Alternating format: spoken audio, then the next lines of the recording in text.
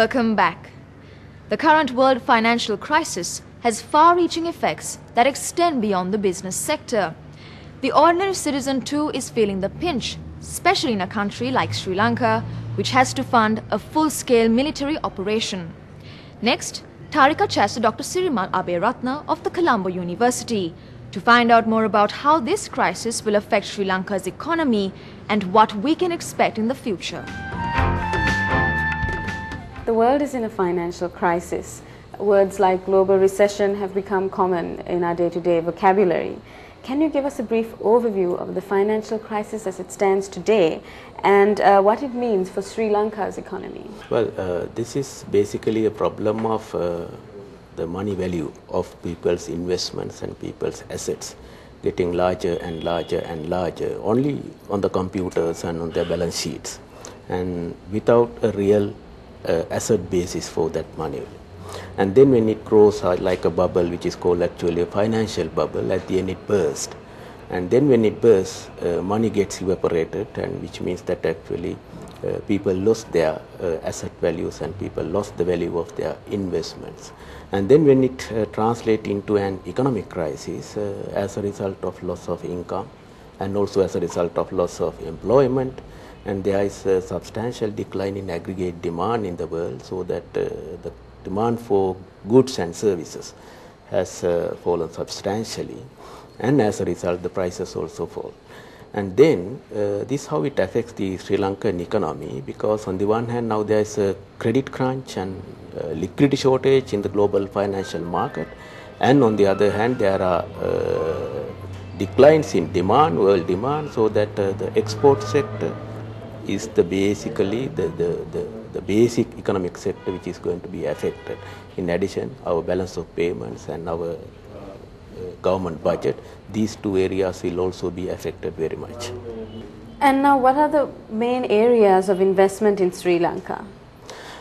Well, I think if the business environment is politically and as a result of economic policy as well as a result of a better political environment, if the business environment is conducive to investments, and then those who are involved in economic activities, particularly the investors and businessmen, they will find better investment opportunities and the areas where we have a comparative advantage as well as competitive advantage in the world economy. Obviously, we as a small country, Sri Lanka has to focus on the international market because we have a very small, very tiny market in the internal sector, in the domestic economy. So it is basically international trade is the driving force of our economy.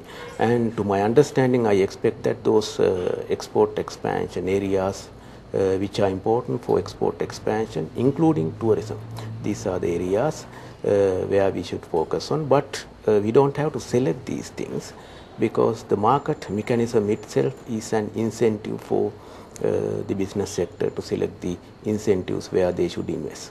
Now you talked about the political environment. Speaking of which, Sri Lanka also has to deal with the war situation, and that spells literally billions of defense spending. And this obviously impacts the country's economy, but can you tell us to what extent? Well, actually, about 15 to 20% of our total spending is at the moment is on war, which means that the taxpayers have to pay for the war as well.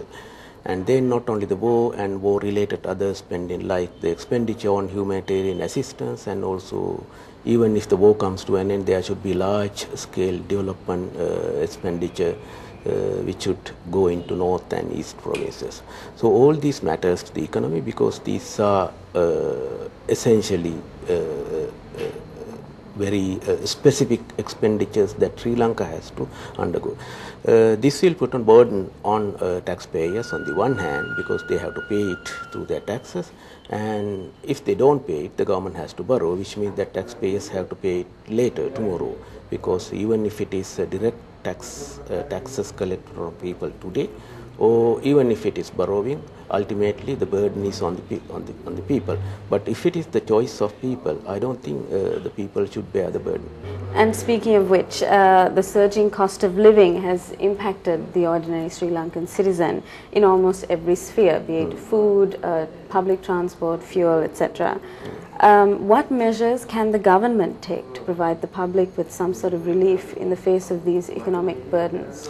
Well, as far as the inflation is concerned, I think the domestic policy factors were more important than the global factors in the past. Right now, the world prices are falling, so that there is easing of some cost of living all over the world. But in Sri Lanka, I don't think that we have got the benefit of decline in world prices. So still, the domestic policies account for a larger impact on the inflation in Sri Lanka, and that has to come down. Obviously, it should come down in the face of falling world prices. But in Sri Lanka, it is not coming down at that level. The reason is actually our domestic policies. So the government has to consider more about the public financing sector if it is looking for a reduction, substantial reduction in inflation in Sri Lanka. Finally, how do you see Sri Lanka's economy developing in the future? Well, Sri Lanka has never been a fast-growing economy compared with many other countries in Asia. And even at the moment, or even if we look at the near future, we don't see any of these basic requirements needed for fast economic growth are in place in this country. And I guess that if the war comes to an end, and if the political situation is going to be stabilized, and then if the policy reform process continues, providing a business-friendly environment, policy and political environment in the economy, then only then Sri Lanka will grow fast. Otherwise, Sri Lanka will have to grow at a very slow rate as it has done in the past.